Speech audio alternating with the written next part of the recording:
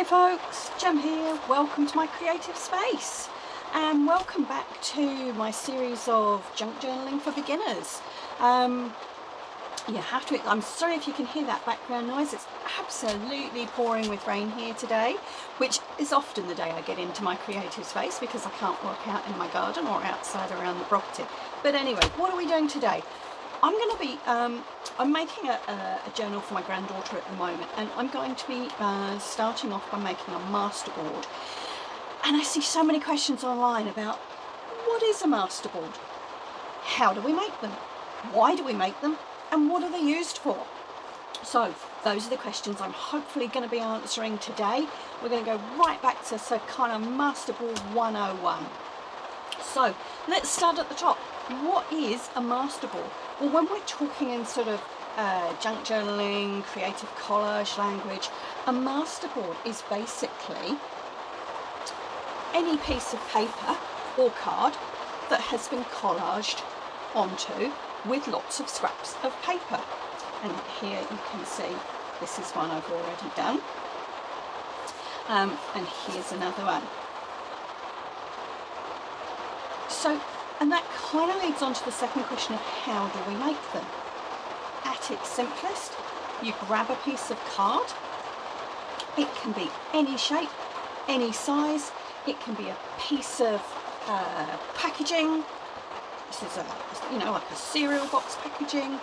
It can be a 12 by 12 scrapbook sheet. It can be a book page. It can be anything that you want to use as that substrate to start working on. And then you need some form of glue. Now, I've seen people use matte gel medium, I've seen them use PVA glue, I've seen people use a glue stick. Whatever you've got, whatever works for you, think about the weight of your substrate and what you're sticking onto it, and that will tell you which glue is going to be better for you. Personally, I prefer to use a PVA glue, like an Elmer's school glue. One, it's cheap and I buy it in bulk. Two, it sticks most things.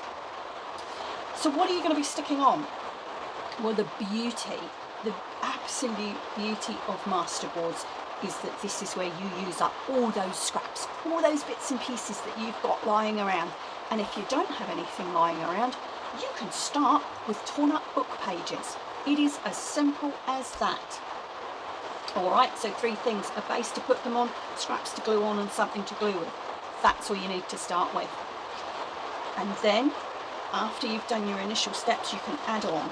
So depending on what you're going to use it for, you might want to add on additional pictures like I have here, bits of ephemera. You might want to add on words and numbers. I've got a sort of skeleton leaf here, pictures cut from magazines. That's the next step. We'll talk a bit more about that later. And some of that is determined by what you're going to use them for. So why do we make these things? Well, it is a good way of using up scraps. But for the most part, what we do with the masterboard is once it's done, we cut it. And we cut it to use within a journal. So you can cut it for tags, for pockets, for journal cards, for belly bands. I've even used pieces, for example, I might cut a piece here and stick it on the front of a greetings card. So really you're only limited by your imagination. But in the junk journaling world, they're used for all those things that I've talked about. So why? Why do we make these? Why not just make lots of tags and lots of journal cards? Well, you can do. The beauty of making a masterboard like this is that you get a sense of cohesion within your journal. So it might be a colour scheme, it might be a particular theme. For example, if you were doing a floral themed journal. So for example, if you have a look at these 2 masterboards just for a moment, this was one of the journal covers I made the other day. So as you'll see, we've got a bit of a floral theme going on here, and if you look at that with these 2 masterboards, for me, they would go ideally together. So it would give that sense of cohesion through the journal if you've got tuck spots, pockets and journal cards that are all of a similar colour scheme and a similar theme. So that's one reason. The other reason is that it's a bit of a mass make, really, and it saves time, and again it's just a great way of using up scraps. I keep coming back to that. We all get so many scraps, I know. So that's a little bit about the what is it, how do we make it, why do we make it, what's it used for. So I'm going to make one today, and I thought I'd just take you on that journey with me. Let's put those aside. As I say, I'm currently making a journal for my granddaughter, and she's very much into the pastel colours. So this morning I've been through my scrap bags, and I'm a little bit OCD, I have to say. I organise my scraps into A4 poly pockets, and I organise them in colours. So I'll have a bag for yellow and for pink and for purple, and so I've gone through my scraps this morning, and I've pulled out all sorts of bits that I think I might use today. So along with my scraps that I've sorted out, I've pulled out the base substrate that I'm going to be using, and I've chosen a piece of 12 by 12 scrapbooking card today. Now you can also, this is a white piece, and I've been using it for putting things onto photographs, so it's got a few grubby marks and things on, so I'm going to finish this up. But I often use the cover of a pad of scrapbook paper that's come, or a piece of scrapbook paper or card that you don't particularly like, that you don't think you're going to use. This is a great way to finish it up. But as I say, today I've got a piece of white card. I'm going to start with this. Now, as I say, I've got PVA glue here. I buy this in bulk, and I use it for an awful lot of things.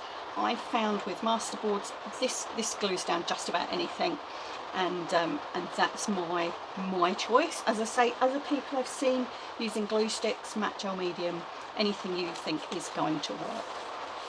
So, pop my glue to the side, a pile of scraps, and my working surface. Let me just check that all that is in shot, more or less. Yep. Now, again, the next bit is very much personal preference. Some people will glue down straight cut pieces like this, and quite big pieces. Other people prefer torn edges, and will do the whole page with torn edges. I don't mind. I tend to use a mixture of both. Again, that is just personal preference. If it's your first Masterboard, I would say try both, see what you like the best.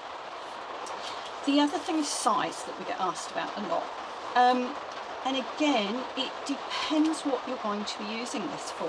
If you're going to be cutting quite large journaling cards or bigger pockets, then you can use bigger pieces. If you're thinking about cutting smaller tags or bookmarks or belly bands, you probably want to aim for some smaller pieces, because otherwise when you cut it up, you're getting a good range of colours and patterns and things on your tag if it's a small piece. Hopefully that makes sense. So really, that's all there is to it, and I can make a start. Now, I'm tearing this just because this is a printed piece that actually didn't print too well, and I am just taking off that little white edge because I don't really want that on there. So I'm going to make a start. I'll show you the first little bit. There's not too many rules, to be honest. Get your glue right to the edge.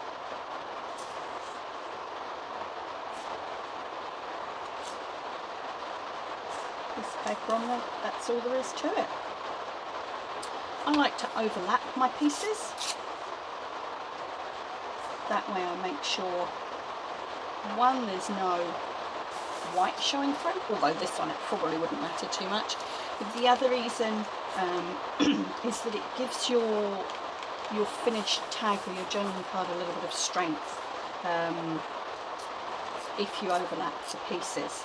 Now I don't usually work in pastels, so this is a little bit out of my comfort zone. If you're overlapping, make sure that you glue on top as well. Now with PVA or Mod Podge, that's something else you can use, or the matte gel medium, it doesn't matter if you go over the top as well. In fact, when I've finished, I very often give the whole lot a coat of PVA just to make sure everything is stuck down, and it gives it another bit of strength. Now, as I say, I don't normally work in pastel colours, so I'm sort of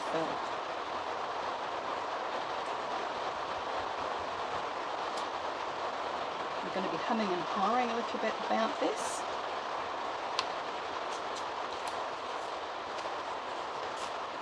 This is some lovely sort of handmade paper that I've had left over from something. And as you can see, I keep all my little bits. It really doesn't matter what shape they are.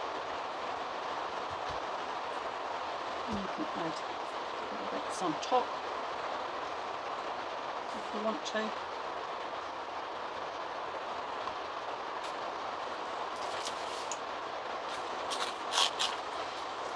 Creating masterboards is often something that I will do. Do you know, some of those days when you've got a bit of a creative block and you don't know what to do but you want to do something, I find it quite soothing. It's quite almost a mindful process. I can come up to my room up here and sit and just glue things down without thinking too much. In fact, if you can do it without thinking too much, it often comes out, I find, often comes out better than if I've sat here and thought about it for a while. So when I don't know what else to do, I'll come up here, I might put some music on, or I might have a YouTube video playing, and I'll sit and collage and make a masterboard. And that comes back again to the why. Sometimes I'll just make them and I have a stash of them ready to go, and I might just make a particular colour theme, or for example a floral themed masterboard, and other times like today I'll make a masterboard with something specific in mind. But you know, like a lot of junk journaling and the art and things that we do, there really are no rules. Do what suits you. And you've got a slightly bigger bit there, but that will be overlapped. So I'm just going to show you this first little bit, and then I'm going to carry on and do the rest. I'm not going to video all of that because, in all honesty, that's about like watching paint dry. So you get the idea. What I'm going to do is to just continue working my way across my board and all the way down until I get to the bottom. So, back in everyone. So as you can see, I've collaged that whole piece of paper. So that's a 12 by 12 sheet. Now, one of the things I forgot to say earlier is that I've found, just from experience, that it is better to use the same pattern in at least a couple of places. So you'll notice that I have, for example, this pink one with lines here, down here, here and here. And what I find that does is, again, that sort of helps with that sense of cohesion. So for example, if I was to suddenly get down here and introduce something like this, it doesn't fit with the rest of the masterboard.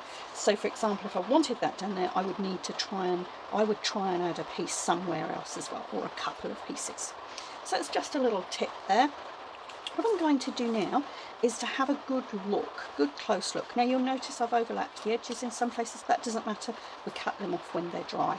What I'm going to do now is have a good look and see, make sure there's no gaps, make sure I'm happy with the layout.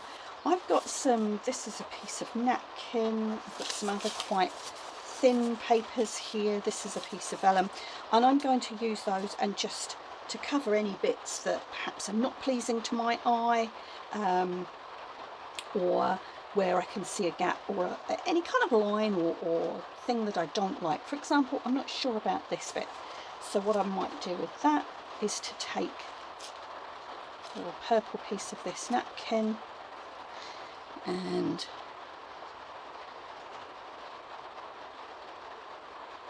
I'm going to glue that over the top.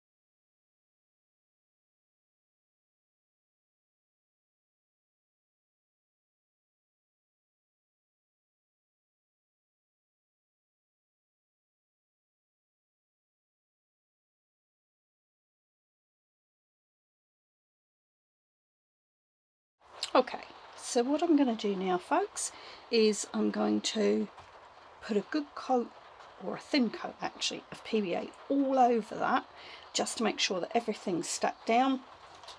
And then it's a horrible wet day here today, so I'm going to use my trusty hairdryer and get that all nicely dried off. Okay everyone, so that's dry, and I've trimmed around the edges to get rid of any bits that are overhanging. So that, in essence, is the basis of your masterboard. Now, and I guess really that's stage one. Now stage two, you have some decisions to make, because the next step is embellishing this with some ephemera, like I've done with these. So you could use stickers or washi tape, or, as I say, cutouts from magazines, anything that you have or that you particularly like. And the decision you have to make is whether you do that now or whether you choose to cut your masterboard into your tags and your journaling cards and things first. Now, I've done it both ways. I'm not sure that I have any real preference either way. And the other thing is to think about how and where you cut. So I've seen some people make the masterboard, they turn it upside down and they cut it, and so that they can't see the colours or the patterns on each tag or journaling card or whatever they're cutting. Now for me, I think that's fine if I'm at this stage. For me, if I've gone ahead and already added ephemera and stickers like this, I tend to cut this way up so that I can see where I'm cutting, because, for example, I wouldn't want to cut through the middle of this sticker. All right, so that's two things to think about, is to thinking, do you want to cut first or do you want to add your ephemera first? The second thing is to think about, do you want to cut facing up or facing down? All right, decisions. Now, the other in fact there's three things. So the third thing you need to think about, if you're going to cut this, what size journal are you going to use it for, if it's for a specific journal? So for example, I've written it down here, the journal that I'm making this for, the pages are going to be a maximum of 14 centimetres by 16.5. So I wouldn't want huge journal tags, I wouldn't journal cards, I wouldn't want huge tags or huge pockets. So for me, I know this one is going to be on the smaller side when I cut it. So I think today I'm going to do some bits now, then I'm going to cut, and then I'm going to add some more ephemera. But the bits I'm going to do now, I'm going to use some stencils and some ink. And so I've pulled out a couple of inks and some blending brushes and a few different stencils. Now, if I'm using stencils like this to put a bit of background interest, I tend to keep my stencils fairly general, and they tend to be patterns rather than more specific. images. And you'll see, I find my stencils anywhere. This I picked up in a charity shop, it's come from a magazine. I think this is a cake stencil, you're meant to sprinkle icing sugar and things through it, but actually I can use bits of this and it gives a really nice effect. Some of these I've made on my Cricut machine, some I've picked up along the way. Again, this came with a card making magazine, I think. So I'm just going to use these and I'm going to add a little bit of background interest. Now I'm not going to do the whole stencil, I'm just going to pick parts of it to use. So here for example, and these colours of ink are just going to give a slight hint. They're not going to be overpowering.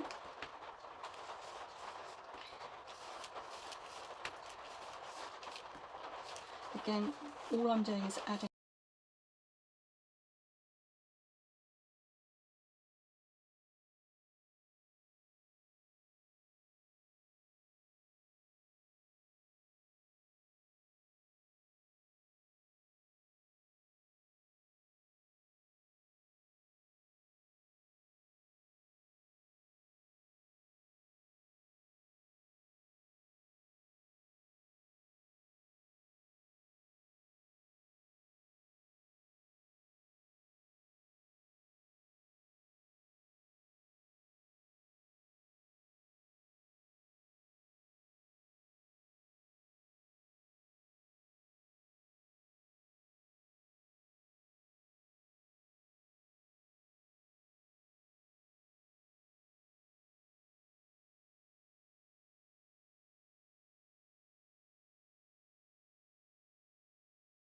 Right, what I've pulled out is my, these are actually alcohol markers. As I say, you can use ordinary felt tips pens if that's what you've got. You can use watercolours, whatever you like. What I'm going to do with these is just do a little bit of mark making. And it's quite random, you can do whatever you like. I quite like circles, so I might come in and just add some little circles.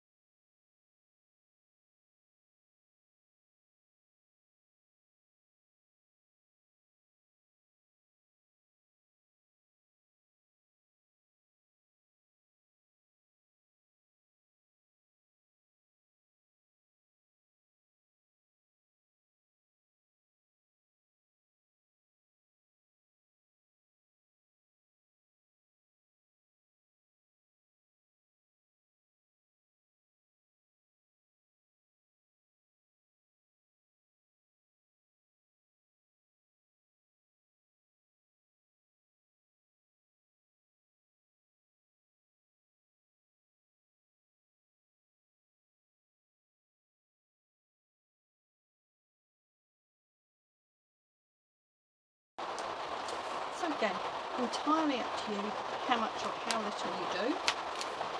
I'm going to stop there, and what I'm going to do now is to clear my space up, and I'm going to think about how I want to cut this. Okay, so I've got the trimmer out, and as I say, my journal that I'm making this for is going to be 14 by 16.5 centimetres. That's my maximum page size. So with this, I'm going to cut it into thirds to start with, and that is, I am going to turn it over because I haven't got any embellishments or anything on this side. I'm happy to turn it over and just kind of see what happens. So I'm going to roughly cut this at 10 centimetres, which is around about 4 inches. There we go. I'm actually going to use that 4-inch line on my cutter. Run that up and down a couple of times, make sure I've got a nice cut. And I'm going to do exactly the same again. So I should then have, given that this is a 12 by 12 or 30 by 30 scrapbook paper, should have then 3 strips that are roughly the same size. Now, I would like a couple of journaling cards, but I think that 15 centimetres is going to be a little bit too big. So I'm going to take this down to 13. And again, 13. So I've got 2 cards that are about the right size for journaling, and I've got a nice smaller piece which I'm going to make into a tag. This one, I'm going to take off another journaling card at 13. Oh.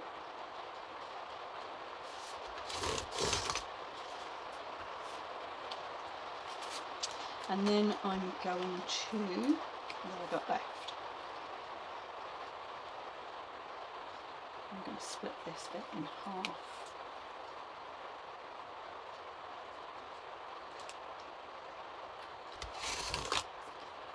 Oh, there we go. So that's roughly in half, and it gives me 2 smaller either journaling cards or pieces I can use. I can make bigger tags with those, is what I'm trying to say. Right, now, I would like a couple of belly bands because I find them useful. So if my page is going to be 14 across, I probably want them around about 15, 16. That gives me a little bit to tuck under each side. Right.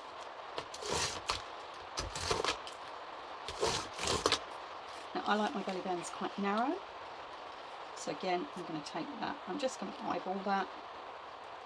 I'm going to go roughly in half. That was rough. And this piece again, I'm going to go roughly. Actually, how big is this? So this is just under 6 inches. There we go. So we've got 2 smaller cards as well. Now, the exciting thing is we can turn them over and see how our patterns have come out.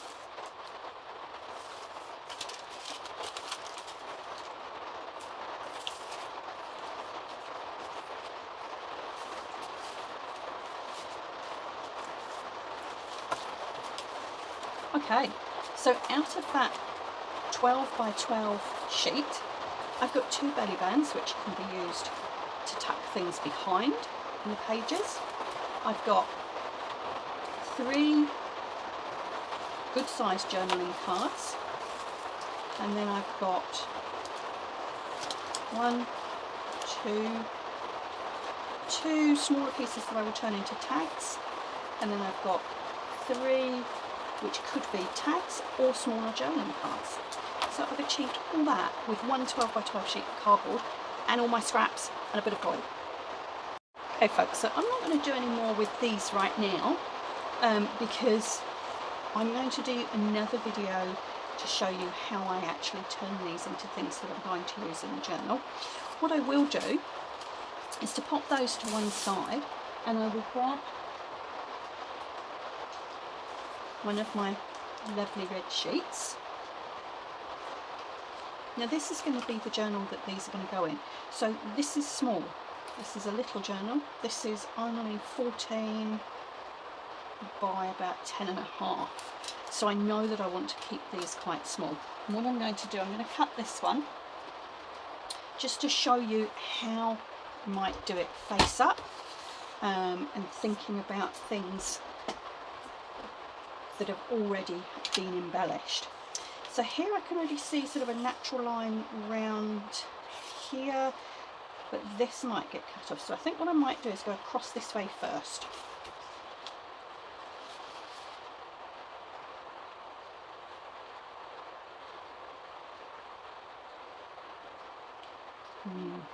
You see, this is I sometimes prefer doing the embellishments second, because whatever I do here I'm going to cut something, so I might have to sacrifice that number down there, because I want to sort of come down that line. There we go. Oh, I've still got the number on the bottom, that's cool. And then I would have a look at this, and as I say, knowing that things don't need to be too big, so I could probably just about get across the bottom of that butterfly, but I wouldn't want it to be any bigger than that for this particular journal. have to be artistic and just lose a little bit of that butterfly. So it's still okay. So there we go. And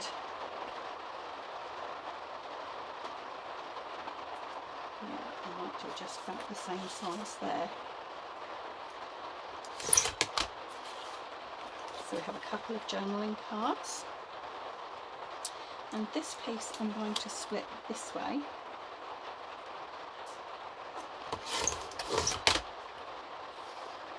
I'm going to turn that into a couple of tags. Now let me show you what I mean, because what I would normally do is to go ahead and cut the rest of this up. So let's go ahead with the rest and see what else we can get.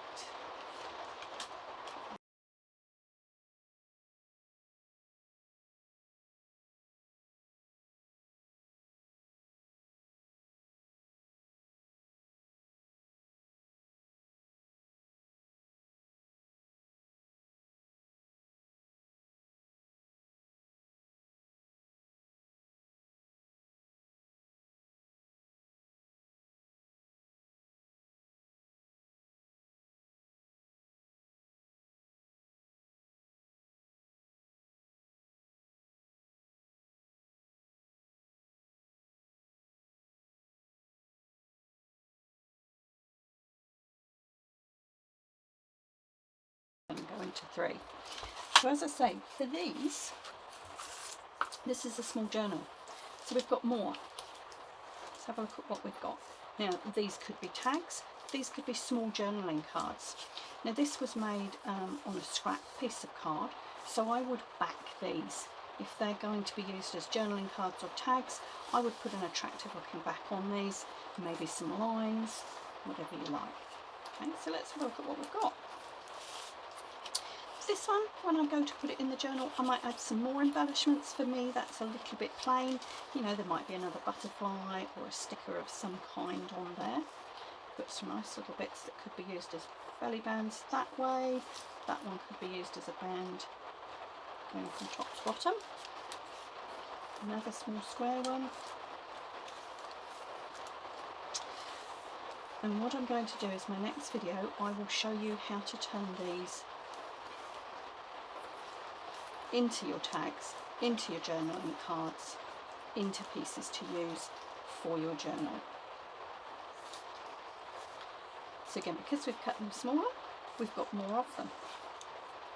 So we've got a couple of larger journaling cards there, and then we've got 1, 2, 3 sort of square tags or small journaling cards. 1, 2, 3, 4, 5 medium-sized ones, and we've got a couple of taller ones and 4 bands, or I suppose that's going to be a smaller tag really. So 3 bands, extra tag. There you go folks, I hope that's been helpful. As I say, my next video I will show you how to turn these into things that you use in your journal. So keep an eye out for that. But for now, thank you for watching. If you like what you see, please give me a thumbs up. Don't forget to subscribe. If you want to leave some comments, I'd love to hear from you. Let me know what you want to see next. If you're just beginning your junk journal journey, what can I help you with? What would you like to see? For now, ka kite anō. Thank you folks.